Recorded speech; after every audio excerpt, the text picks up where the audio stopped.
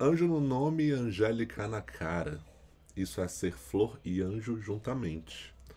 Ser angélica flor e anjo florente em quem, se não em vós se uniformara? Quem veria uma flor que não a cortara de verde pé de rama florescente? E quem o anjo vira tão luzente que por seu Deus o não idolatrara? Se como anjo sois dos meus altares, fores meu custódio e minha guarda, livrara eu de diabólicos azares. Mas vejo que tão bela e tão galharda, posto que anjo nunca dão pesares, sois anjo que me tenta e não me guarda. Voa lá, estamos aqui para mais um desejadíssimo aulão com Guizão. Agora para falar do poema Declara-se temendo perder por ousado, da poesia lírica amorosa de Gregório de Matos. E a gente já tem um resuminho aqui, né? Já viu aí toda a declamação do texto para vocês no início do vídeo. E é importante ressaltar que Gregório de Matos faz parte da estética literária chamada barroco, mais especificamente aqui do barroco considerado brasileiro ou luso-brasileiro, né? Uma vez que o Brasil aqui é colônia de Portugal, a gente está falando do século XVII, a gente está falando de um contexto do barroco pós-contra-reforma, uma crise religiosa que foi muito tensa na metade do século XVI, com o protestantismo de Martinho Lutero, a reforma protestante, que gerou a reação da Igreja Católica chamada Contra-Reforma, e foi esse fator histórico-religioso que gerou o barroco como estética literária, a arte do conflito. É o conflito entre a necessidade da Igreja de voltar a dominar pelo teocentrismo medieval, mas ao se chocar com o Renascimento, com a perspectiva antropocêntrica renascentista, vai gerar aí uma profunda angústia existencial, um conflito espiritual aí na galera, né, do século XVII.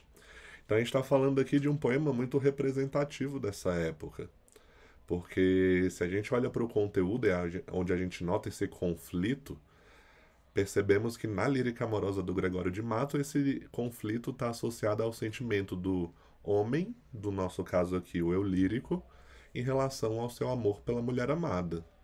Interessante porque esse poema, além de Declara-se temendo perder por ousado, também se chama A Dona Ângela. Então, é uma declaração de fato de amor, né? Só que uma declaração de amor contraditória, paradoxal, ou seja, barroca, né? Cheio de antíteses, paradoxos. Então a gente pode descrever aqui o conteúdo do poema como a descrição paradoxal da figura feminina, desencadeadora tanto do desejo quanto da contemplação do eu lírico. Então já tenho aqui dois sentimentos que são opostos, né? Por isso paradoxal. A contradição de sentimentos sentidos por uma única pessoa em relação a uma única figura, né? No caso a mulher. O amor carnal e ideal, propostos pela mesma mulher, o que gera esse conflito no espírito do sujeito. Então a gente já vai aqui direto para o texto para a gente poder visualizar essa forma, que é a forma tradicional do soneto, né, petrarquiano, italiano, de dois quartetos, duas estrofes de 3 versos, depois 2 tercetos, 2 estrofes de 3 versos. A gente vai perceber que a métrica, a quantidade de sílabas poéticas, ela é a mesma para todos os versos. Isso faz parte da regularidade do soneto, né? Isso é bem renascentista. E é sempre importante ressaltar que a forma do soneto, por ser renascentista, vai ser aqui utilizada pelos autores do barroco. Mas com essa contradição, né? A regularidade, a simetria, a harmonia vem pela forma, vem pelos decassílabos em todos os versos, pelas rimas regulares, interpoladas nos quartetos, intercaladas nos tercetos. Uma forma fixa lírica, mas entra em contradição com o conteúdo, que é turbulento. Uma vez que seu lírico está descrevendo a mulher amada, a Ângela nesse caso, ele descreve a partir desse contraponto. Anjo, angélica. Nome, cara. Ela tem uma feição angelical. O nome lembra um anjo. Ângela. Mas ela é uma mulher. Ela é um ser físico, carnal, material. Então a gente já está contrapondo aqui duas ideias, mas a principal oposição, sem dúvida, né, como você consegue perceber no texto inteiro, é entre a figura do anjo e a figura da flor, que vai se materializando, né, contraditoriamente nesse paradoxo. Vem uma antítese, anjo, angélica, depois vem um paradoxo, flor, anjo. No terceiro verso da primeira estrofe, ele já constrói dois oxímoros, né? De um contraste vai para uma contradição, para um paradoxo nominal. Angélica flor e anjo florente. Esses opostos se unem na figura da mulher. E aí você vai para a segunda estrofe, além dessa descrição se concretizar na figura da mulher, ele evidencia esse desejo contraditório que ela gera nele, né? Da vontade de cortar a flor do ramo, da vontade de idolatrar o anjo por Deus. São duas atitudes aqui bem opostas, concordam? Então a ideia de possuir, tocar na flor, concretizar o amor com a mulher, ao mesmo tempo em que idolatrar o anjo representa o amor ideal, representa a idolatria, a contemplação, né? E é interessante que esse soneto é fechado nos tercetos a partir de mais uma oposição, né? Agora entre o primeiro terceto, terceira estrofe, e o último terceto, quarta estrofe.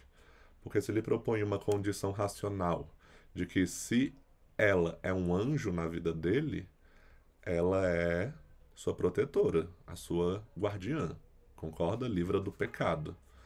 Mas por ela ser, previamente nos quartetos, já colocado um ser contraditório que gera esses sentimentos opostos, ela é tão formosa, ela é tão galharda, né? A figura aqui ligada à beleza material, carnal, à beleza física feminina. Esse anjo, apesar de anjos nunca darem pesares, esse anjo específico que a Ângela tenta o eu lírico e não guarda. Então a concretização aí do paradoxo no último verso, que é o verso de ouro do soneto, né? E aí você me responde.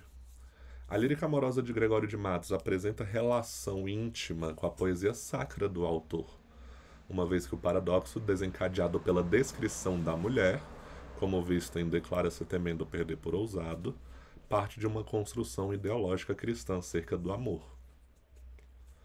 Se você pensar bem, né, por tudo que a gente já conversou aqui nesses poucos minutos de resumo desse texto, você percebe que essa relação entre amor carnal, amor ideal, anjo, flor, mulher, ideia, né, evidencia nitidamente uma relação, né, entre essas duas líricas, a amorosa e a religiosa, o sacra, de Gregório de Matos. Beleza? É um preceito cristão, né? Valorizar o amor ideal que me leva ao céu, a contemplação do anjo, e rejeitar o amor carnal que me levaria ao pecado, direcionado à mulher na terra. Beleza?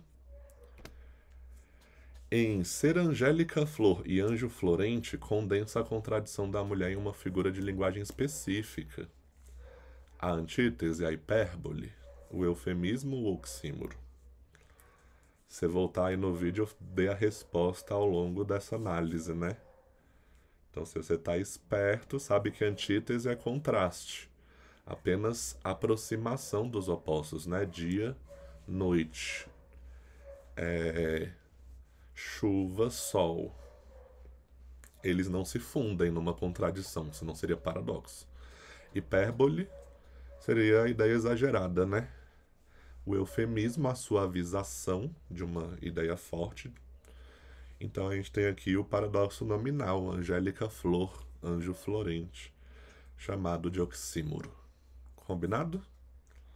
Essa foi uma brevíssima revisão, só para ver se você está atento mesmo e preparado para fazer a prova do PAS UNB primeira etapa 2025, hein? Tem essa obra na matriz de referência. Qualquer dúvida, bota aí nos comentários. Tamo junto. Até o próximo aulão com Guizão.